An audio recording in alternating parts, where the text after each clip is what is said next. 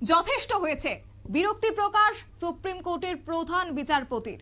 এবং সেই সঙ্গে প্রশ্ন হচ্ছে যে কেন তিনি আজকে বিরক্ত প্রকাশ করলেন, এবং সেই সঙ্গে জানা গেছে উপাসনালয় আইন নিয়ে নতুন মামলায় আজকে অসন্তোষ প্রকাশ সুপ্রিম কোর্টের। একই সঙ্গে শীর্ষ আদালতে আর এই মামলায় শুনানি হবে না জানিয়ে দিয়েছেন আদালত। বিস্তারিত যাবো, আমাদের সঙ্গে রয়েছে প্রতিনিধি অঙ্কিতা বর্ধন। অঙ্কিতা, কি জানতে পারছো?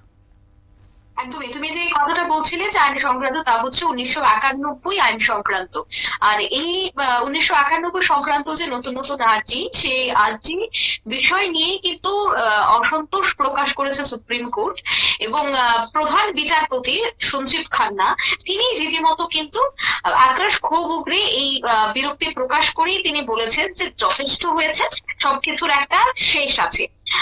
সেই সঙ্গে তিনি এও জানিয়েছেন যে শীর্ষ আদালতে আর এই বিষয়টার কোনো মামলার কিন্তু শুনানি হবে না, একেবারে স্পষ্টত আজ জানিয়ে দেওয়া হয়েছে।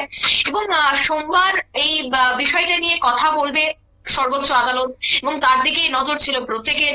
এবং যখন এই বিষয়টা নিয়ে কথা বলা হয়, তখন প্রধান বিচারপতির থেকে যে বক্তব্যটা উঠে এসেছিল, সেই বক্তব্যের পরপরই কিন্তু সবাই একেবারে থ খেয়ে যায়। তবে আগামীতে যে এই মামলার আর কোনো ধরনের শুনানি হবে না, তারপরও কিন্তু এই বিষয়টা নিয়ে বিভিন্ন মহলে বিভিন্ন মন্তব্য শুরু হয়ে গেছে। যাই হোক, আইনের পথে চলবে। তবে আদালত অতিরিক্ত কারণ দেখিয়ে হস্তক্ষেপের যে পিটিশন, সেই পিটিশন জমা দেওয়ার অনুমতি যদিও দিয়ে রেখেছে। এছাড়া এখনো পর্যন্ত দায়ের হওয়া যে মামলাগুলি রয়েছে, সেই মামলায় নতুন আবেদনের বিষয়ে নোটিশ জারি করতে অসম্মত হয়েছে। আরো একটা বিষয় দেখো শতাব্দী, জানিয়ে রাখি যে গত বছর 12ই ডিসেম্বরের কথা, যে 12ই ডিসেম্বর শীর্ষ আদালতের হিন্দু পক্ষের দায়ের করা 18টি মামলার কার্যক্রমে স্থগিতাদেশ দেওয়া হয়েছিল। এবং সেই আবেদনগুলিতে দেখা গেছে ছিল জ্ঞানবাপী, ছিল মথুরার শাহী ঈদগাহ মসজিদ, এছাড়া দেখা গেছিল সম্ভালের শাহিদ জামা মসজিদ সহ মোট 10টি মসজিদ। আর এই মসজিদের পর্যবেক্ষণের আর্জিও জানানো হয়েছিল।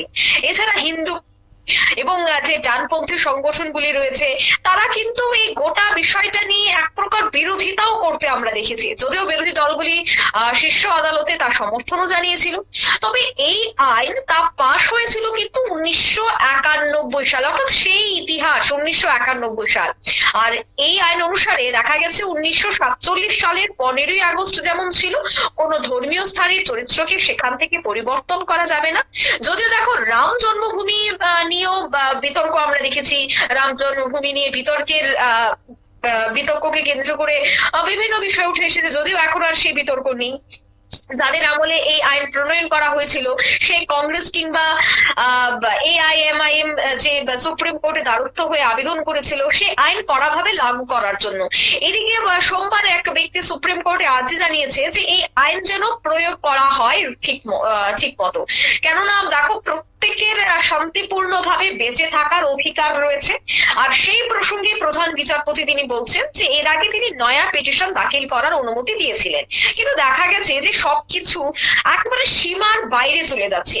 তাই কিছুটা এবার সীমার মধ্যে থাকা উচিত বলে তিনি মনে করছেন। তিনি এও বলেছেন যে নতুন হস্তক্ষেপমূলক যে পিটিশনগুলি রয়েছে, সেই পিটিশনগুলি দায়ের করা হবে, তবে অবশ্যই এমন কোনো যুক্তি থাকবে না যা আগে তোলা হয়নি।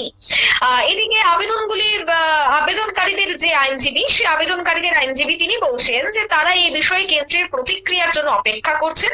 এপ্রিলের প্রথম সপ্তাহে সম্ভবত শুনানি স্থগিত করা হয়েছে। তবে দেখো, এই যে উপাসনালয়, সেই উপাসনালয় আইন 1991 সংক্রান্ত যে নতুন নতুন আর্জি, সেই নতুন নতুন আর্জি বিষয়ে এক প্রকার অসন্তোষ আছে দেখা গেছে সুপ্রিম কোর্টে। প্রধান বিচারপতি সঞ্জীব খান্না তিনি রীতিমতো বিরক্ত প্রকাশ করেছেন, তিনি তার কথাও তুলে ধরেছেন। সে সাথে তিনি এও জানিয়েছেন যে শীর্ষ আদালতে আর যেন এই বিষয় নিয়ে কোনো ধরনের মামলা শুনানি না হয়, মামলা শুনানি আগামী দিনে হবে না, একেবারে স্পষ্ট ভাষায় তিনি জানিয়ে দিয়েছেন।